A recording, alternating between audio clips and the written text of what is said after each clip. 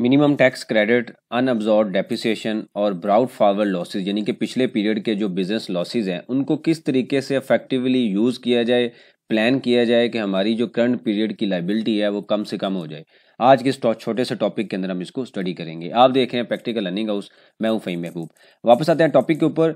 तो ये एक थोड़ा सा प्रोफेशनल लेवल का टॉपिक है जो कंपनीज़ के लिए नॉर्मली यूज़ होता है, एओपी के लिए भी यूज़ होता है, बड़े बिजनेस सेटअप में भी यूज़ होता है। तो इस वजह से अगर आप इसकी अंडरस्टैंडिंग लेना चाहते हैं तो फिर आपके लिए रेलिवेंट है, अदरवाइज हो सकता है कि आपके लिए इतना बेनिफिशियल ना हो। लेकिन वेयर एज हमें सीखना चाहिए कि हम कहाँ पे किस तरीके से प्लान कर सकते हैं। एग्जाम्पल लेते हैं कि जब भी हम कंपैरिजन करते हैं किसी भी कंपनी का कि हमने जो टैक्स पे करना है वो किस तरीके से पे करना है, तो ए, बी और सी इनका जो मैक्सिमम होता है ना वो हम पे करते हैं।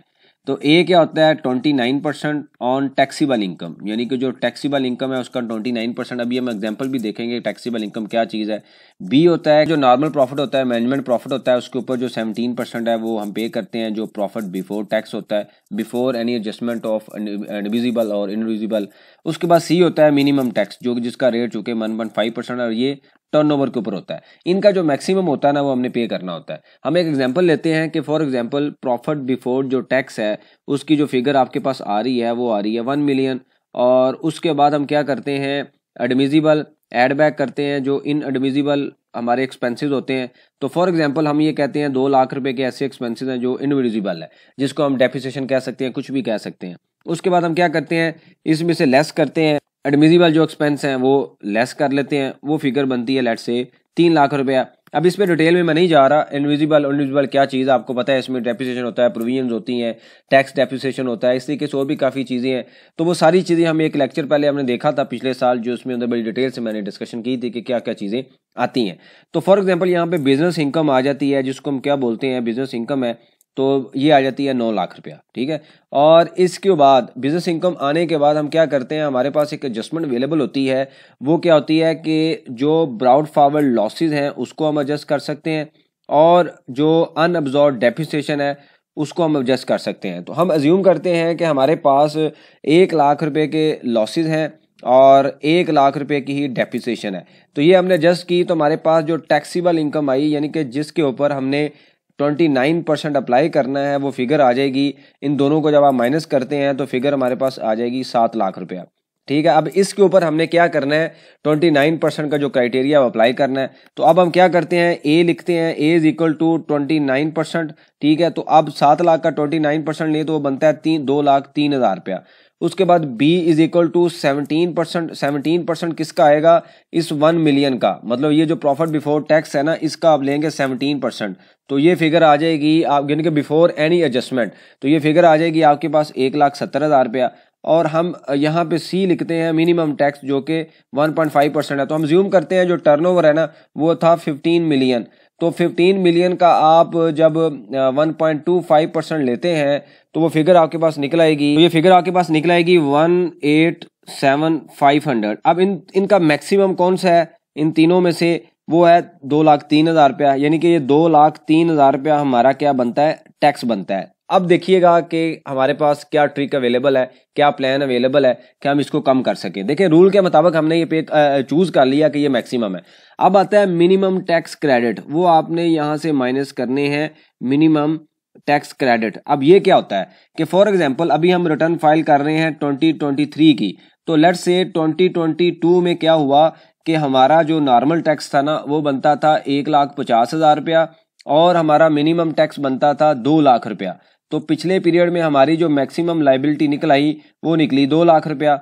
अब रूल ये कहता है कि अगर आपने मिनिमम टैक्स तो आपने देना ही है, अब अगर आपकी टैक्सीबल इनकम कम है और मिनिमम टैक्स ज़्यादा है तो जो रिमेनिंग होगा इनका डिफरेंस होगा, मैं अगले पीरियड के लिए आपको इसकी एडजस्टमेंट दूंगा जो कि बनता है 50,000, यानी कि ये अगले पीरियड में कैरी फॉरवर्ड होगा, क्योंकि रूल के मुताबिक तो मैंने इस पे टैक्स देना है ना नॉर्मल जो टैक्सीबल इनकम के ऊपर, लेकिन मुझे एक फर्दर मेरे ऊपर एक चीज ठोंस दी गई कि भाई आपने मिनिमम तो देना ही देना है। तो इन दोनों का जो डिफरेंस होगा वो कौन सा होगा, 50,000। मैंने मैक्सिमम मिनिमम दिया हुआ है, तो यहाँ पे आप 50,000 क्या करेंगे, यहाँ पे आके माइनस कर देंगे। तो ये जब आप माइनस करते हैं तो आपका जो टैक्स होगा अल्टीमेटली ये कम हो जाएगा। अब देखिएगा इसमें ट्रिक क्या है कि मैंने रूल के मुताबिक ए, बी और सी का जो मैक्सिमम है ना वो कैरी कर लिया है। ये मेरा पेबल है। उसके बाद मेरे पास एडजस्टमेंट अवेलेबल थी मिनिमम टैक्स की, मैंने उसको यूज़ किया। अब आपने ऑर्डर याद रखना है। ऑर्डर क्या है कि सबसे पहले आपने वो चीज़ एडजस्ट करनी है जो कि जैसे बिजनेस लॉसेज हैं, टैक्स डेप्रिसिएशन है। अब ये आपने जो पहले आपके पास पड़ी हुई थी ये आपने एडजस्ट कर ली। अब टू द एक्सटेंड मैं उतना माइनस करूंगा 50,000 में से, मैं मेरे पास डिफरेंस क्या निकल रहा है, इन दोनों का डिफरेंस कितना होगा 187,500 का, और जो फिगर है 203 का, तो डिफरेंस बनता है 15,500 का।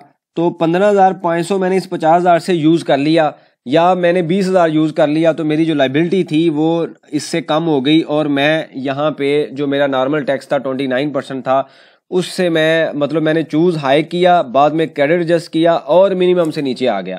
आपने जब क्रेडिट लेना है तो हमने सारी अमाउंट 50,000 नहीं लिखनी। उसकी रीज़न ये है कि इसकी क्रॉस रिकन्सिलेशन बनानी पड़ेगी, जिसको सम टाइम डिपार्टमेंट एग्री नहीं करता कि आपने पूरी अमाउंट तो वहाँ पे क्लेम कर ली थी, आपका जो टैक्स बनता था उसके अगेंस्ट आपने एडवांस टैक्सेस एडजस्ट करवाए। मतलब मैंने अगर 50,000 सारे का सारा इसमें से एडजस्ट कर लिया, तो बाकी मेरे पास जो फिगर आती है, यानी कि मैं ये करता हूँ 2,03,000 माइनस 50,000 जो फिगर आती है, इसमें से मैं ड्यूरिंग द पीरियड जो एडवांस टैक्सेस पे किए होते हैं, जैसे यूटिलिटीज़ के ऊपर है, व्हीकल्स के ऊपर है, टर्नओवर टैक्स मैंने जो क्वार्टर का पे किया वो माइनस करूंगा, तो यहाँ पे आके मेरी कोई लाइबिलिटी होगी, या एडमिटेड टैक्स होगा, या कैरी फॉरवर्ड हो जाएगा, रिफंडेबल आ जाएगा। पॉइंट ये है कि अगर आपने पूरी की पूरी अमाउंट लिख दी तो आपके पास कोई एडजस्टमेंट अवेलेबल होने वाली नहीं है अगले पीरियड में। तो आपने टू द एक्सटेंड उतनी अमाउंट लिखनी है कि जितनी आप उसकी एडजस्टमेंट ले सकें और आपका मिनिमम टैक्स से कम हो जाए, यानी कि आप रहें मैक्सिमम, चूज आपने मैक्सिमम किया है, क्रेडिट लेने के बाद आप मिनिमम से नीचे आ गए हैं, मतलब आपका जो टैक्स है मिनिमम से कम आ गया है। तो ये एक छोटा सा प्लान है, वो आपने करना है। ऑर्डर आपने यही फॉलो करना है कि जिनकी लाइफ आपके पास अवेलेबल, आप यहाँ पे भी आप एडजस्टमेंट ले सकते हैं। एक फर्दर टॉपिक देखेंगे कि इनकी चूंकि लाइफ नहीं है, ये अनलिमिटेड है, किसी भी टाइम आप एडजस्ट कर सकते हैं। लेकिन जो ये है मिनिमम टैक्स है, इसकी जो एडजस्टमेंट है वो 3 साल तक हम एडजस्ट कर सकते हैं, जो पुराने या 5 साल है। तो इसे रोल बैक करना है, कैसे रोल बैक करने के अगले लेक्चर में देखेंगे, ताकि इनकी जो लाइफ है बढ़ सके।